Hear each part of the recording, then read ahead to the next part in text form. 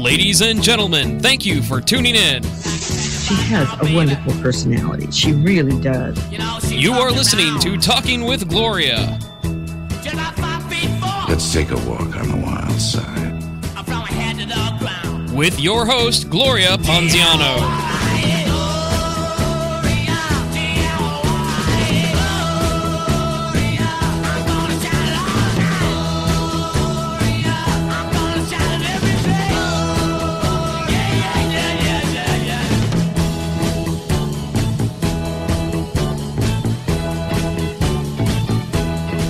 Good afternoon, and welcome to Talk Empowerment Radio. This is Gwiggy, and you are joining us here for the first episode of Talking with Gloria with your actual host, Gloria Ponziano. And I'm just here conducting the interview today, so this is kind of an awkward thing where I'm not the host, but I'm interviewing the host, so this is interesting. I've almost felt like I shouldn't be starting off your show, but very interesting. Well, I'm glad that you are. I'm very glad to be here, yes, definitely. And this is actually the first show for the Talk Empowerment Radio here, one of the newest stations for the Talkwad Networks radio stations here. And you're our first show host. We're going to talk all about you today, kind of find a little bit about you because you have a wealth of history here on just of different things that you've done here throughout the Tampa Bay area, throughout America pretty much. I mean, it's pretty interesting. So. Thanks. Yes. It's been a fun life. Very cool. Everybody's thought, how did you manage to do all those different things? And one thing really did just lead into another. Oh, really? Okay. And I think that's really what brings wisdom to people. You know, I do a lot of life coaching, and people are always asking, how do you know these things? And it's just life itself. Nice. So. Yeah, because you have a huge amount of credits here. You're life coach, public speaker, you're, I dare say, fitness guru, but not really guru. You're a fitness instructor, more or less. At one time I was, yeah. I had 16 years of that. Sunday school teacher even, too. I mean, come on. That's how did you find that out? It's on your website, too. Oh, okay. Right. That's one of the first Sunday things it says teacher? about you. Not really Sunday school teacher, but you started, I guess you started a Bible study class. I guess that's why I said Sunday school teacher. That's true, yeah. So. Well, it did actually. I was in my 20s, though, when I started that out. That's a funny story. Nice. Talk about getting the left foot of fellowship, babe. Oh, wow. Well, let's jump right in, start right at the beginning first off. You're originally from Chicago, Illinois, I believe? Actually, correct, I'm originally from Cincinnati. Cincinnati, okay. Yeah, and did you notice the Skyline Chili next door to the studio? Did notice that. Yeah, that's actually... been there a couple times. Skyline Chili is actually Cincinnati chili. Oh, really? Okay. Yes, and you can check that out with Betty Crocker or any of the cookbooks. That's what we're famous for, that and shooting Larry Flint. Very nice. It's on your state flag now, right? Yeah, right. Chili and shooting Larry Flint. There you go. Right. Most people don't know when.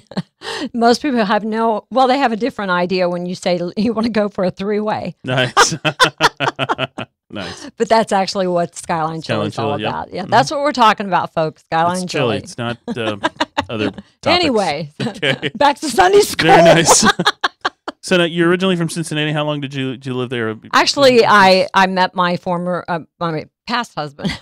I'm making him sound like he's deceased, but he's a very, very good friend. We're very good friends. My ex-husband, I met him while he was working in Cincinnati, and I moved to Chicago when I was about 20. Okay. So I really kind of call Chicago my home. Chicago's really your home? Okay. Mm-hmm. Cool. My family's there, so yeah, it's more my home. Nice. What was your family like growing up as a kid? Were you, because tomboy. A lot of this, tomboy, really? Very much so. Wow. Very much so. You had to, in order to survive, you had to be a tomboy. I had three brothers.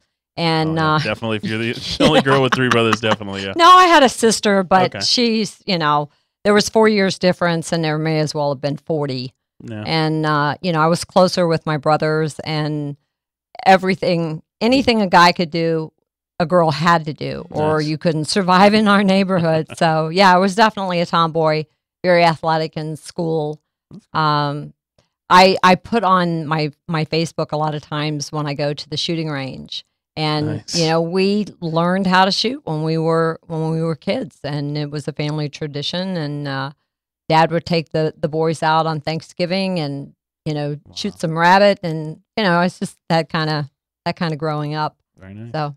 Do you still have a gun now too, or? You still shoot? I mean, do you really want me to tell you I'm whether just or not I have a curious, gun? not with Do you, I I'm shoot? sure. Yes, I shoot. I target shoot every Monday. Okay, that's cool. Every Monday. Yep, and I love it. Nice. Rifle and well, I haven't shot a rifle, but I was shooting a rifle and a 9mm. Okay, it's always interesting to me to see people that do actively go to shooting ranges or something like that. I was actually recently working at a place that was on the military base. I was working at the exchange for my regular job, and just some of the conversations you see walking by this older couple walking by. Say, "Oh, we should go to the gun section to pick up that 9mm. You want to do that?" Okay, just very random conversation you wouldn't expect to run into, but okay, that's neither here nor there. You meet some fun people there too.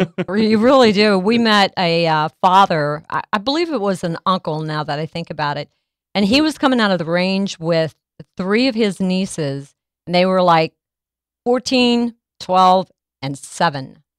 And Nice. he showed us their target, and it was their first time shooting. Oh, and wow. he was of the belief that everybody in his family, his kids, his nieces, nephews, they all need to know how to handle a gun. Wow. Because, I mean, really, every time you turn around, you're hearing something about some kid finding dad's gun, and because they were not trained how to properly handle a gun or that they're loaded. And so they pick one up and it misfires or, you know. Exactly, yeah. So. That's cool. The first story that I noticed from your website actually is one of the biggest things that I think probably started you on this whole course of all of your list of credits was that in I guess 1979 you actually took over a Bible study class. Yes. And you said that's obviously an interesting story. So how first of all, this was while you were in Chicago now? This was while I was in Chicago, yes. Okay. Had you just moved there and everything? Yes. Okay. And I found this little church. I won't mention the denomination, but it was a denominational church. And I just absolutely fell in love with this teacher that I had. She was much, much older. I mean, you know, when you're in your 20s, you think anybody that's 60 is like ancient. Yeah. But she was absolutely wonderful at teaching the Bible and really kind of making it come alive. And I was enamored by her. And she came up to me one day and said, "We are retiring." And I was like, "Oh, no." And she said, "But I've prayed about this, and God told me you're supposed to take over the class." And I'm like, "Oh, no, he didn't." Wouldn't he have told me? And she said, "You know, pray about this and give me your answer next week. But don't give me an answer now." And so, I mean, I was sweating bullets all week. And even my my ex-husband said, "You know, if you don't feel comfortable, don't do it." And so I went back and I told her, yes, I would take over the class. I couldn't believe yes came out of my mouth. Started out with 2 ladies, and we literally went, my girlfriend and I literally went from door to door, knocking and inviting women to come to the class. And that class grew so fast that every quarter they would give away certificates for the, you know, the class that grew the most or the most popular. And what happened was, the reason I said I got the left foot of fellowship was the older women's class had the sanctuary, which is the biggest place in the church. Naturally. And we kept outgrowing the classrooms. My class just kept growing and growing and growing. And so the pastor told the senior class that they had to go to one of the smaller classrooms because we needed a sanctuary. And I'm telling you, I have never seen such backstabbing and nitpicking. And like I said, I got the left foot of fellowship there. So long story short, I ended up having a class out of my home. Oh, okay. Wow. And that grew so large that we didn't have room. But what we were doing, we were actually doing charitable and community work that I believed was what we were supposed to do anyway. We were helping the widows. We had a woman in our class whose husband ran off with another woman from the church and left. Wow. She'd never worked a day in her life. Her house was literally falling down around her. She had a septic field. It backed up in the house. And so the men that I were teaching, they all had different skills. Some were carpenters, some were, you know, and the men got together. They went over to her house. They went to a company that did septic fields and got them to put in a new septic field pro bono. Nice. I mean, and then they ripped out everything that was ruined, and they fixed her house up. And we just started doing things like that as a class out of my home, and it just grew and grew and grew. And the bottom line is, I'm not knocking religion. I just believe that you really can't outdo love. I mean, if what you're doing you love, I mean, if it's stand-up comedy like you're doing, if it's teaching like I do, if you're doing it because you have a heart and a passion for people and you love people, I just don't think there's anything that can stop that. Yeah. And it's amazing. So yeah, that's how that kind of went. And one thing led to another. Then I was asked to speak at other churches, and from other churches, then it would Christian television would invite me on, and then I got involved in a group called Women Exploited by Abortion.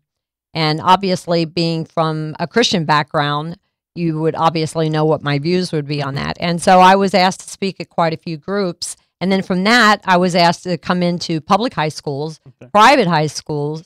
And then the Archdiocese of Chicago actually shot a movie and had me in the movie as well. So it just kind of started growing, like a domino. It just one thing led to another. So you technically became a public speaker, or almost, life coach, practically just out of necessity, just sort of sprang up around you, basically. Exactly. It really is an interesting story when I start telling it, and I don't tell it too often, but as I tell it, like I'm telling it to you and to the audience or anybody that is listening.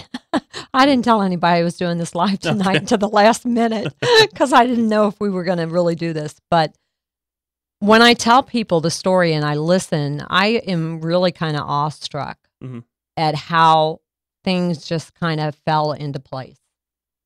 So, yeah, it's quite impressive how it just sort of happened. It's not something, you didn't seem like it was something you were like, okay, I'm going to become famous for being a public speaker or something like that. It just happened. Exactly. Yeah. If somebody would have told me that when I was in school, I would have, because really what I wanted to do was I wanted to be the next Patsy Cline. And I know I'm giving my age away, but, I sang her songs on a 45 in a talent show when I was in 8th grade. I'm not kidding you. I stood on stage in front of the whole town. And I'm singing, to Patsy Cline. You can hear her in the background because I'm just belting it out over her. Yeah. So that's what I wanted it to be, but who would have thunk it? That's cool. So now you brought up not necessarily giving away the denominational of what church you actually started in. Have you tried a lot of various different denominations of religion in a sense? Well, obviously. I wouldn't say a lot. Like I said, that was a denominational church, and then from there I moved over to non-denomination, which is where I pretty much stayed. And I just have reached. Let me just say it like this, because I know I'm going to get asked this eventually. I usually do get asked this if I'm speaking at a public place. People want to know. It seems like you always have to have a title, or you have to be put in they want to compartmentalize people. Yeah. You have to tell us, what church do you go to, and what, are you Catholic? Are you Protestant? Are you this? Are you that? It's like, can I just love God and that be enough for you? Mm-hmm. And so I've been in church my entire life, and I don't go to a church now. And I do that because that is my conviction not to. Quite frankly, I have visited so many churches, and I really got tired of playing church. Mm-hmm. And I just felt like, you know what? I want to be what I'm supposed to be. I want to love the people that I'm supposed to love. I want to help the people I can help. And I don't want to have to answer to somebody that I'm doing it the wrong way, or people want to get caught up on, well, do you speak in tongues, or do you believe in healing, or do you do this, or do you do that? And it's like, I'm so tired of that. Yeah. And I think that people just respond to love. Mm-hmm. Yeah. That's a good philosophy, definitely. I mean, thanks. I think it's a lot more courageous to definitely go, just say, this is what I believe in, and rather having to say, I'm with this particular denomination or whatever, And the thing is that it's kind of like politics. People go, oh, you don't talk about religion and you don't talk about politics. And I'm just brazen enough to do both. And the one thing I didn't do was on my Facebook, I didn't get involved in the political upheaval and crap that was going on. It was just downright nasty. I was quite shocked and disappointed in some of the people that I felt were people of integrity, and to hear the kind of slamming. Listen, our country is not perfect, and our politicians, my gosh, we know that's not going to happen anytime soon. But the bottom line is whatever comes out of your mouth is what's in your heart. And that defines who you are, not who they are. Yeah. And if our politicians are crooked and they're taking this nation down or whatever, it's for us to jump in there like pit bulls and just, we smell blood. And so we start acting like animals. I just didn't want to go there. But, and religion is the same thing. I'll put things up there that are spiritual, and people have a hard time figuring out, well, you know, do you go to church and do you don't? And again, I think it's a big topic that people always seem to want to know. And, you know, the bottom line is just treat people good, love them. And I have enough respect for people to find, I think they're smart enough to find their own path to God. And whatever works, I think Tony Robbins said this. He says, I don't get into spirituality. I practice spirituality for myself, but whatever works for you, practice it. Nice.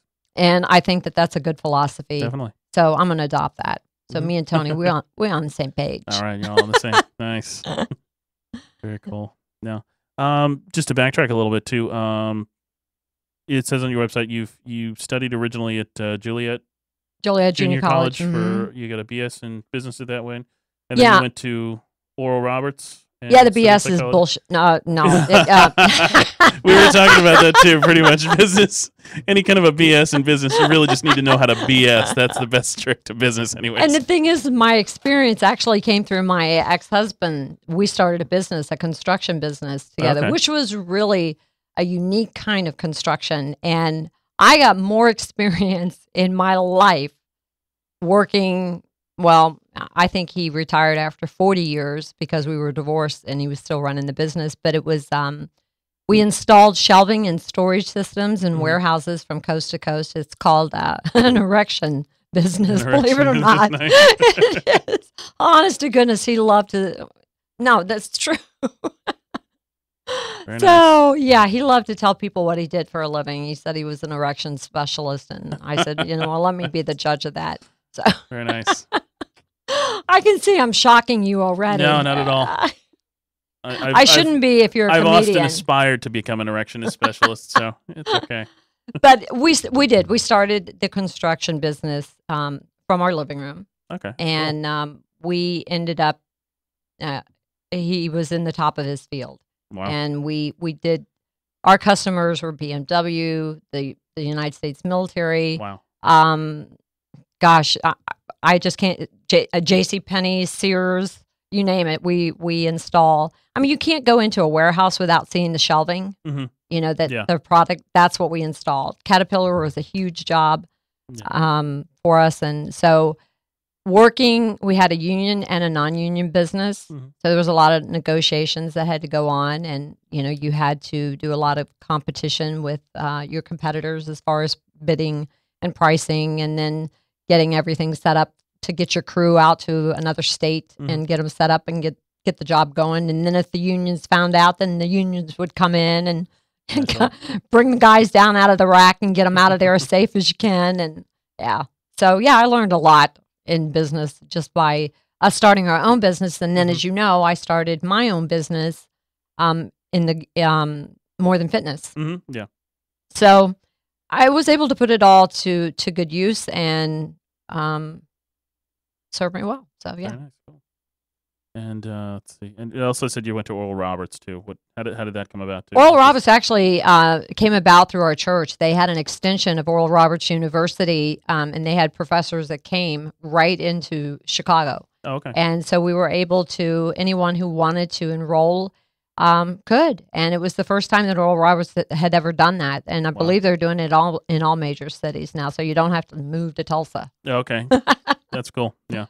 So I was going to ask about that. It was like they're all in Tulsa and you're in Chicago. But that's interesting. Cool. No, we were the first extension of their cool. university. Very nice.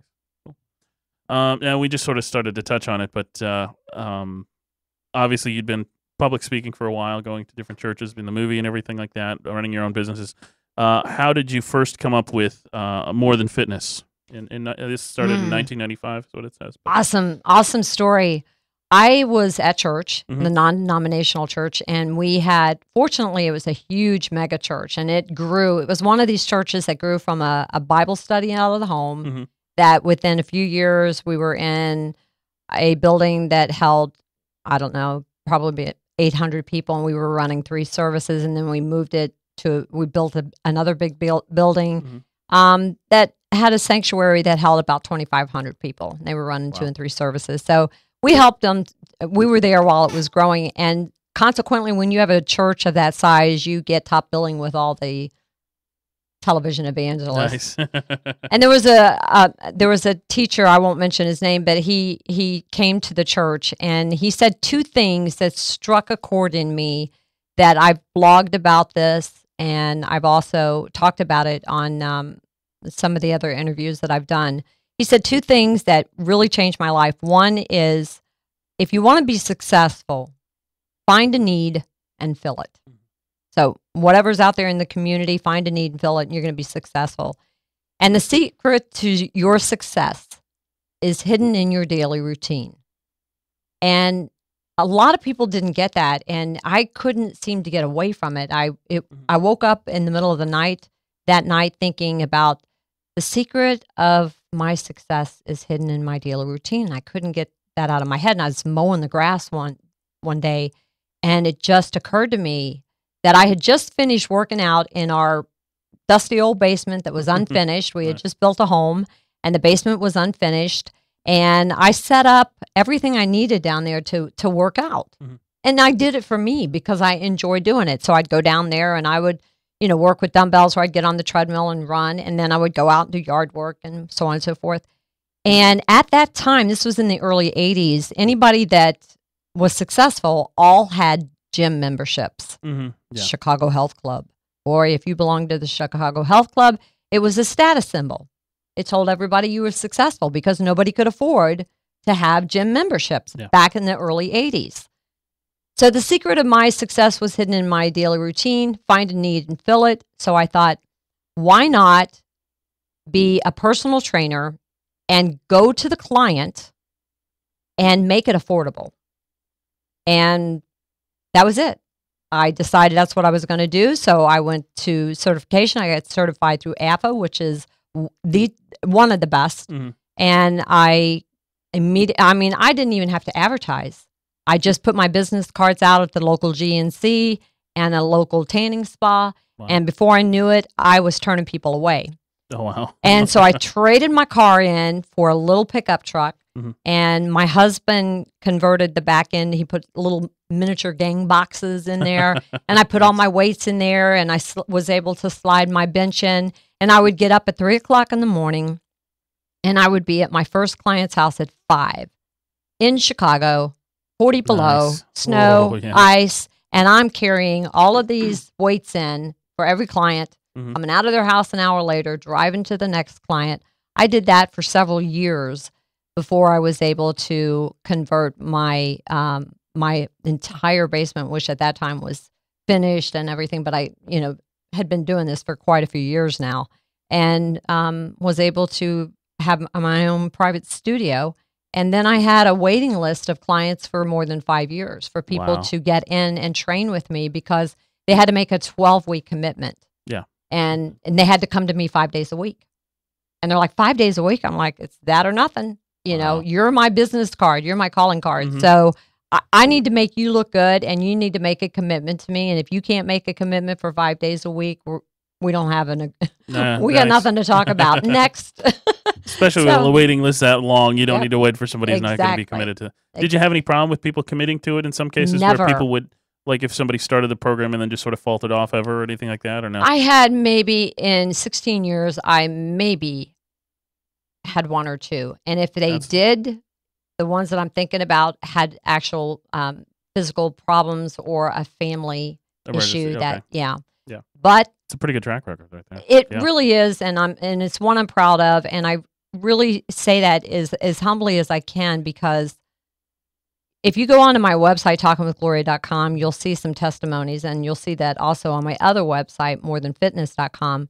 You'll see testimonies from people, and these were done by a third party. I mean, they did that as a surprise to me. So I didn't know that they were contacting my clients. And one of them is a medical doctor. One is a professional opera singer. So these are people of high status, and they tell me that they just so enjoyed working out with me. They said they couldn't believe that an hour went by that fast, because I would kick their butts. They got sweat running off of them. I got girls on treadmills running their butts off and having to jump off because they got to go throw up, nice. And they're coming back out, wiping it up, wiping the sweat off their face. And I'm still talking to them. And I just had a way of keeping them motivated and keeping them encouraged. And when you read the testimonies of them, I think that speaks volume. And that's why I never had anybody quit on me. They just enjoyed. We developed a really close, intimate relationship with every one of my clients. So, and they actually, now that you mentioned that, see, I mean, thanks for doing this interview with me. Anytime. But that's actually what got me started with writing. Because yes, my clients are the reason for me starting writing books. Was they would ask me spiritual questions. They didn't want to go to church. They didn't want to go to their priest. They didn't want to go to their minister, or they were too embarrassed to ask somebody or whatever. So they would ask me, Gloria, what do you think, God thinks about this? Or what do you think that? And because of that, I started, my very first book was How to Conquer Fear in Your Life. Okay. Because fear is a huge issue with people when you're talking about their health and their weight, and, well, why won't you, quit smoking? Well, I'm just scared, I'll gain weight. Well, why don't you do that? Fear. So that was my first book. The second one was The Power of Words. And anybody that knows me would probably tell you that's my mantra. Nice. I'm a huge believer that your words have power, that the brain, when you speak, you're talking usually things that come out of your heart. Like somebody says, well, I didn't mean to say that to you. They call you a name or something. I didn't mean that. And I always refer back to scripture, which is how my clients would ask me. The Bible says that out of the abundance of the heart, the mouth will speak. So if somebody says, well, I didn't really mean that. Well, yeah, you did. Yeah. Because if you haven't been packing it in there in the heart, thinking those rotten thoughts, it would have never come out in a moment of rage when you were ticked off at that person. Naturally. And then you go, oh, I didn't mean it. Well, yeah, actually you did. So now going back to Power of Words, that was really, really important in teaching my clients to change the way that they were thinking. Because if they're constantly telling themselves, oh, I'm overweight, or I'm never going to get into those size 4s, or I'm a failure, or whatever negative things that we say, I wanted them to understand that the things that you're telling yourself are the things that you're going to manifest in your life, like it or not. You can sit there and argue with me till the cows come home and tell me you don't believe in gravity. It doesn't give a flying flip, jump off a roof and find out what happens. Does gravity care that you don't believe in it? No. Well, that's the way that the power of words are. Your brain, and science and the medical community have already proven this time and time again. Neuroscience proves this. That's one of my passions, neuroscience, is that the brain doesn't know the difference between what the eyes see and what you're telling it. So if you close your eyes and you are fantasizing about something, there are chemical responses that happen in the body. We know that. Okay, so the same thing is true when you tell yourself negative things and you're constantly putting yourself down, or you're saying, I hate that person. That is going to generate something. So that's where the second book, The Power of Words, came from. And then my third book, which I've got a copy of it here, In Search of Peace, that was actually a one of my favorite books. And that one was based on the 23rd Psalm, which I kind of figured everybody knew that. Mm-hmm. Everybody knows the 23rd Psalm. If you've ever been to a funeral, you've heard the 23rd Psalm, the Lord is my shepherd. Well, this book was written not explaining the 23rd Psalm, but it was actually written from the perspective of a sheep. How does the sheep see the shepherd? What did David, who penned that psalm, what did he mean? What was he talking about with all those things? The Lord is my shepherd; I shall not want. He makes me lie down in green pastures. What does that mean? And so I break it down, and it really is, I have to say, it's really a good book. Nice. I mean, and it's awesome. Not because I wrote it. It's just, I didn't write the psalm. Okay, I'm just, and then that actually led into my fourth and final book, which has nothing to do with spiritual things, but Journey to Love. Mm-hmm. A lot of people think that has to do with romantic love, although I got to tell you, there's a lot packed into this little book. Nice. There's a lot packed into this, but this is about self-love. Okay. We're actually going to take a break right now. But we'll dive into a little bit more about your books as soon as we get back from break. But this is Talking with Gloria. Our guest here, of course, is the host of Talking with Gloria, Gloria Panziana. And we're here on Talk Empowerment Radio. We'll be right back in just a few minutes.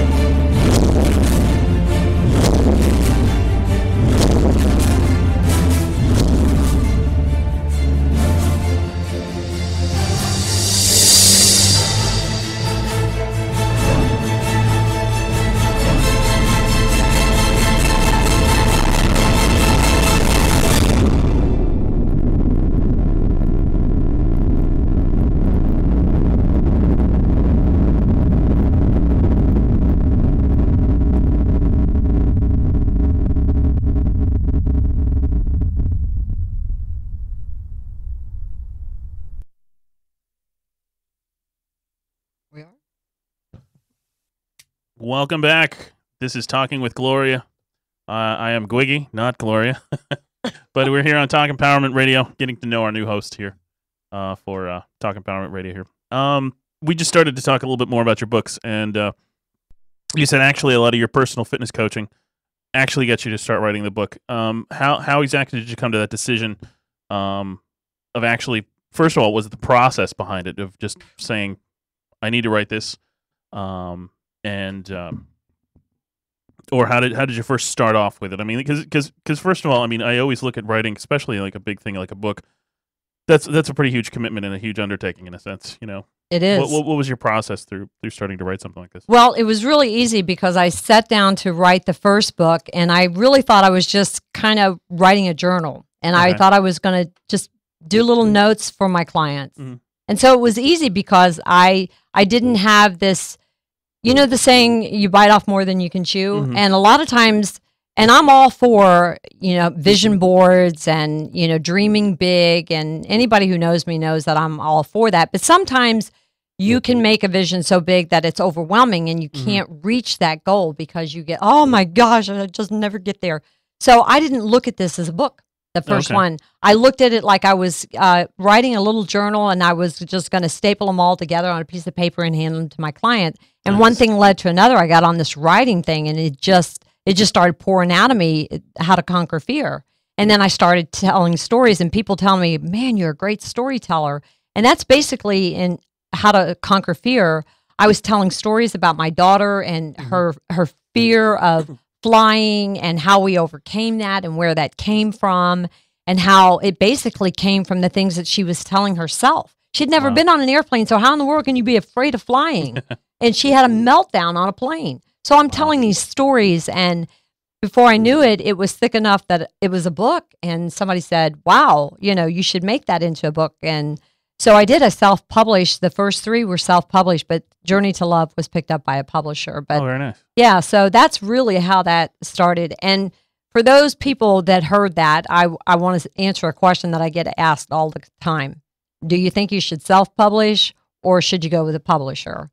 And there are pros and cons to both. Okay. And when you self-publish, no matter what they tell you, you can get any book on Amazon.com. Yeah. But you will not get a self-published book in the local bookstores. They have a protocol. They go through Ingram Arbor is a warehouse that all books are stored in. Okay. And that's where Borders and Barnes and Nobles, and they all get their books from there. Okay. They don't want to have to deal with you coming in and, well, I promise you, you know me, Joe. I'll be here if these books don't sell. I'll come and get them. They don't deal with that. So that's one of the things you have to deal with if you're a self-published author. Yeah, if you have got an audience, you've got a YouTube following or you've got a Facebook following, and you may be able to sell them, that's great. But if you are a published author, any bookstore anywhere in the world, which is how my book ended up in Australia. Oh, wow. Okay. Yeah. So and how I ended up doing a radio show. You see, nice. Here's another domino. We're just all going into different topics. It's awesome. I know. When I stand back and look at it, I'm like, oh my gosh, I'm so glad I had my seatbelt fastened for this ride, because if I would have looked back on it, I just wouldn't have believed it myself. And when I share this with others, they're like, oh, come on, this really happened to you? Mm-hmm. Yeah, this is really how it happened. But after I wrote Journey to Love, the publisher, obviously, they're getting me all, every weekend I was filled with book signings all over the Chicagoland area. Wow. The problem was my publisher wasn't from Chicago, and they don't know anything about Chicago. So they're booking me. I'm on the south side, and they're booking me on the north side, way north side. So it's like a 3-hour drive for me to get to a Borders. And I'm like, they have no idea where I live. And so they just figure Chicago, right? Yeah, they're from Oklahoma or wherever the heck they're from. And so I thought, I'm going to start marketing myself here locally and try to get myself some local book signings here. Mm-hmm. So I let them go ahead and do their thing, and I followed through with those book signings. But I also was doing it myself. So that's where I learned how to do some marketing and social media. Very nice. And so one of the local suburban papers in Chicago, they knew I was doing a book signing, and it was over Christmas, and they wanted to send their editor out to interview me, and they wanted to do a story on the book. And so I sat down with her, and that interview turned into 2 hours, about 2.5 hours. She had already read the book, and she said I couldn't put it down. And she went back to her publisher, and her publisher said offer her a column. Nice. And so I started writing The Inner Voice from that. Okay. And in the meantime, I'm still doing all these book signings all over. And and this book was released in October of 2007, and my mother passed away on my birthday in February of 2008. And once that happened, I canceled all book signings. I mean, I just wasn't able to do it, wasn't able to get into it. So Journey to Love really didn't get the kind of launch that it could have because of my mom passing away, and I just was not in any state of mind. And during that time, I was in Chicago, and I came to Florida for some R&R and to grieve and just get out of the snow and slop and cold of Chicago. Nice. And excuse me, I still get kind of choked up when I think about that time. But when I came down to Chicago, I stayed in a friend's condo, and my house sold. I got an offer on my house. Wow. And back in 2008, the market was bad. Yeah. Oh, yeah. Definitely. Really bad. And I had a brand new home, and had been on the market for 15, 17 months and didn't have a single offer until I came to Florida for R&R, and then I got an offer, and the guy needed to be in 6 weeks. Wow. So, I mean, I had no time whatsoever to find a place, get situated, sell my gym equipment, and, so that's how I ended up in Florida. So, I'm in Florida. I'm here about 6 weeks, and I get a phone call about 10 o'clock at night.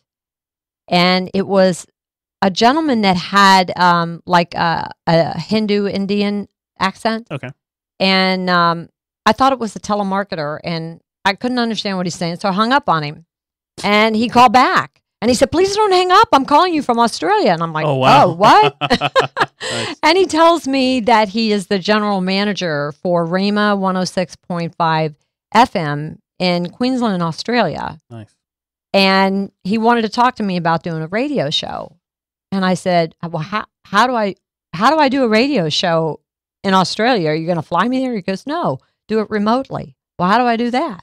Nice. So he said, "I'll teach you." And so I started recording my own shows and sending them to Australia, and they would play. And then that led to me doing a radio show in Sarasota. Yeah, on WTMY in Sarasota. So, nice. Yeah, it's been, and hits just keep coming.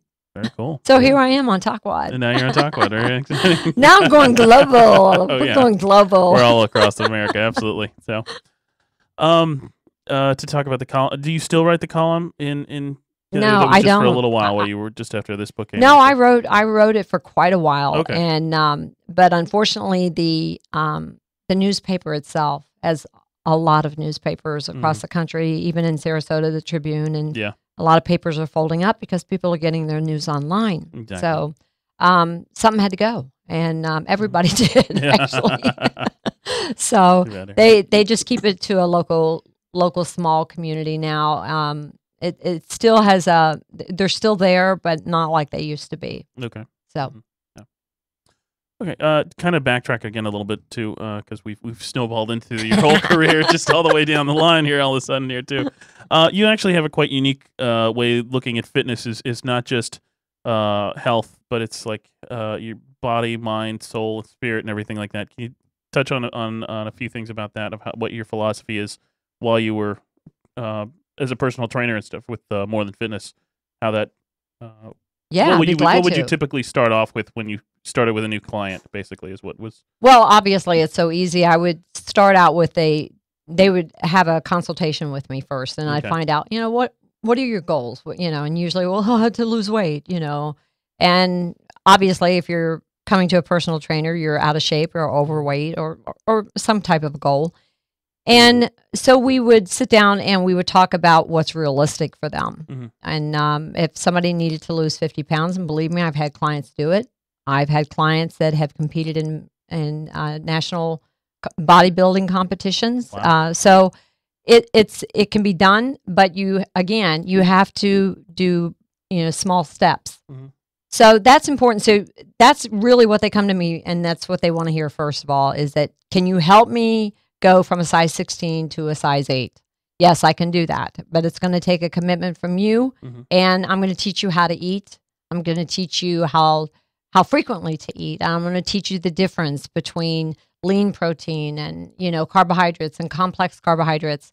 But I'm going to be doing that as we're talking, as we're training. And so we find out what their goals are. And I say this as humbly as I can. I knew if any client ever came for consultation, they always became my client. Nice. Because I honestly, I say that as, I just don't know how to say it any other way, but that there was just some type of, I don't know, gift or something. There's just a way that I can feel a person. I can feel their frustration, their aggravation, and I could especially feel when they felt like it was a hopeless case. They had been to other trainers and they'd tried every diet. Yeah, but you haven't tried me. Yeah.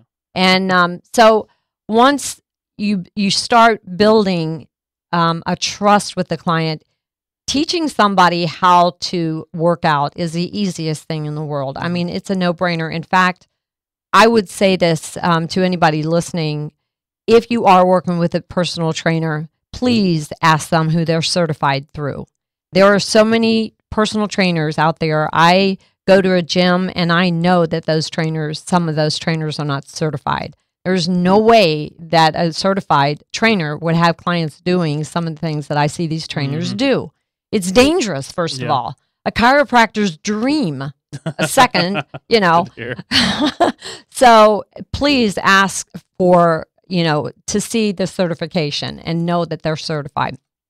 Then the next thing that I would work on very quickly, it would be learning what their spiritual connection is. Now, I'm not talking about the religious affiliation. I don't care about that.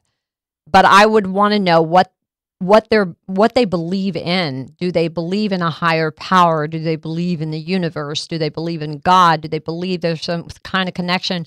Or were they just spit out in cyberspace somewhere? How did they get here? They have to have some kind of a spiritual belief in something. Even atheists say, "Oh, I don't believe in God." Well, it takes as much faith to believe that as it does to believe in God. So, I can respect that. But I just need to know where they are spiritually speaking, because if they understand that they are a human, they have a soul. What's the soul? Well, the soul is where your emotions are, really. And you have a spirit, so you have to take care of all three facets of those. So if a person, and this happens, I'm telling you, I've lost count over 16 years how many times this would happen. But I'd start working out, and when you start moving body fat around and it starts breaking out of a person's body and they start, really reducing their body fat and losing weight, it's not uncommon for a lot of emotional baggage to break loose as well. Stuff that they didn't know was there. Yeah. Stuff that they had buried for years under fat. And you see that on The Biggest Loser and things like that, where they're breaking down. Some of that might be because of the 8 hours of training that they're doing. One of my dear friends, who is a pastor, by the way, was on her and her son was on The Biggest Loser. In fact, her son, Dan, was one of the finalists. Oh, wow. You might remember. Anyway, I've seen a couple of seasons, not all of them, but yes. Okay. And so I know how many hours that they train them. It's insane. And if anybody trains like that, you can see somebody shrink. Yeah. But the average person, it's not realistic. No. But when you start being committed to a workout program, that is not uncommon. That you start getting in touch with some of these emotions that you didn't know was there. And I see a lot of women, especially women are so notorious for this. You see things come out of them, that anger will come out, resentment. And a lot of women, sorry to say, once they start getting themselves in really good shape, they leave their husbands. Wow. I don't need anybody writing me and storming saying that's not true. That does happen quite frequently. And I think more frequently than women want to admit to.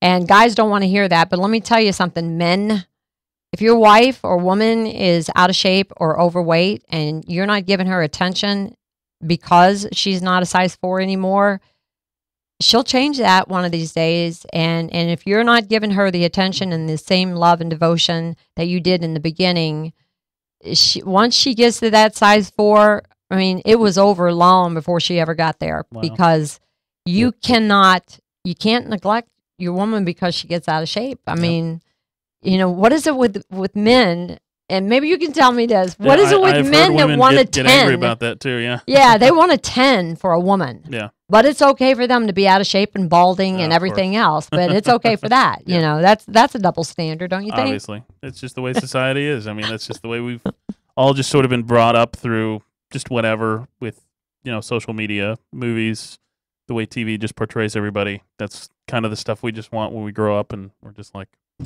I want a hot woman. Yeah, even worse, we just watch all the big pornography type things, and it's like that's the kind of woman we want to play with when we're doing whatever. And they want that in the bedroom, but then they want the sweet little mother and to take care of their children and all that. Yeah. So anyway, back to the fitness, spirit, soul, and body. You can't neglect any one of those facets of the body. The body obviously houses the spirit that walks around, and your soul are your emotions and the things that you bury. And when you're not expressing things, or you grew up with parents that were controlling and didn't allow you freedom, or didn't allow you to express yourself, or they were abusive, or in some way held you down or held you back. You suppress that, and then you carry that baggage in your body. Mm-hmm. You've heard the term muscle has memory. Oh, yeah. In more ways than one. Mm-hmm. So those emotions spill over into our psyche and into our muscles. And so when you start moving things around and you start changing things, that I call it septic field. In Journey to Love, there's actually a chapter that I had a very, very prophetic dream about a septic field. And that crap comes up in your house. Nice. If it, I know, great analogy, right? Right. Yeah, Whatever of course. works, What would right? you say? Yeah, of course. Nice, Gloria. Oh, I had a dream about a septic field. Nice. I've had way worse dreams than septic fields, so it's okay. I can relate. It's fine. Oh, yeah. Well, we won't get in. Hey, we won't get into dreams. Okay. We'll say that for another time. Another show, definitely. Okay. Yeah. Now I think we're almost at a time. We've got probably about another 5, 6, 7 minutes, something like that Okay. here. I'm curious as to find out is how did you find out about the Talkwad networks and what brought you here to do a radio show here with us here at Talk Empowerment Radio? Actually, a very good friend of mine, a Chip, told me about the Talkwad. I was actually going to go to a different station Mhm. and had already done my research and was going to go to a regular, I won't name the station, but I was going to go to a regular station. And I heard about Talkwad through a friend of mine, and internet radio is the future. I mean, Definitely, let's face it. I live on the internet.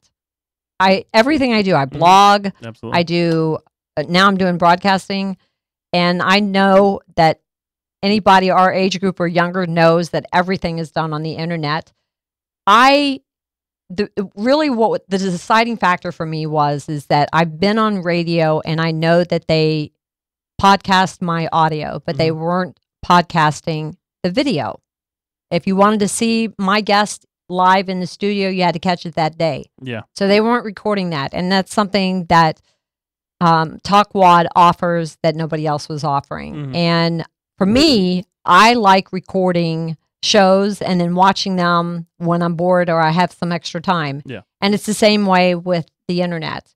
If my guest or people that follow my show can't watch Tuesday at 1:00 or Wednesday at 6:30, they can catch it by going to talkingwithgloria.com and catch any of the shows and see my guest and hear it. And to me, that's it. I mean, Definitely, yeah. and this station, It's been very convenient, definitely. yeah, this station, it's, as far as I know, it's probably a little bit older than what I'm indicating, but it's still kind of in its infancy stage. Pretty much, And this is actually, we've just passed our first year of total. I mean, we've grown just within the past year, and this is now just the beginning of our second year in existence.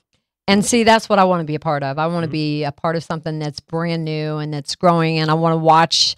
And this is what I'm trying to tell the people that I'm marketing to, as far as my following and stuff, to allow for some growing pains and allow for some glitches and some hiccups there in the road. Those things happen when you're doing something new, and I have full confidence. Excuse me. That this network is really, really going to take off. Good. They're offering a lot of good programming. Yes, So, we do. yeah. And just one other quick question to finish out: what do you hope to accomplish with this show? What is your main goal, week to week? I want to bring. I promised my listeners that they will always get positive, encouraging, inspiring, uplifting programming from my show, whether I'm doing a topic or whether I'm interviewing a guest. It's going to deposit something good into their life. There's enough negative stuff. There's enough trash out there. I mean, there's something for everybody. I mean, if you want to watch porn, you can find 1,000 places to watch porn. If you want to watch what the Kardashians are doing, if you care about that, you can watch that. But if you want something positive and you want to feel something in your life that is going to help you grow, spiritually, emotionally, mentally, whatever, that's the kind of programming that I want to bring through Talking with Gloria. And that's what I pledge to my listeners, is that I'll always bring that kind of quality programming, miracles and stuff like that. So. Excellent. That's Good positive I like that. Thanks. Good. We'll start listening here. Yeah, we're just about out of time. This has been the first episode of Talking with Gloria here on Talk Empowerment Radio. And just to mention here, for all of you who's listening here that are within the vicinity here, the Clearwater, Tampa Bay area, that would like to host your own show here, either on one of the Talkwad networks, please check us out here at www.talkwad.com to see all about the various different stations that we have through all of the Talkwad networks, and see if there's something that you would like to fit, if you have a voice that would like to be heard here live on the internet radio worth watching. Definitely come out and see us. And again, my name is Gwiggy. And I'm Gloria Ponziano. And this is Gloria Ponziano. You will see her here every week from 6:30 to 7:30 right here on Talk Empowerment Radio. And what do you have coming up next week? I think I checked for that out already. December is going to be all charities. I'm doing. Cool. I want to be able to give back to the community, so I'm going to be. Every show is going to have either Ronald McDonald House or one of the great charities that this community offers. And I really encourage you to listen, because everybody needs to give. Definitely. In some way. And if you can just tune in and listen to some of these organizations and see what they're doing to help the less fortunate, those that don't have parents or that have been abandoned or abused in some way, there's something you can do. And that's what I'm dedicating all of December. And then come January, I'm telling you, this party's going to get started. Nice. Well, we look forward to that. And again, this has been Talking with Gloria. We will see you next week here, 6:30 to 7:30 here on TalkEmpowermentRadio.com.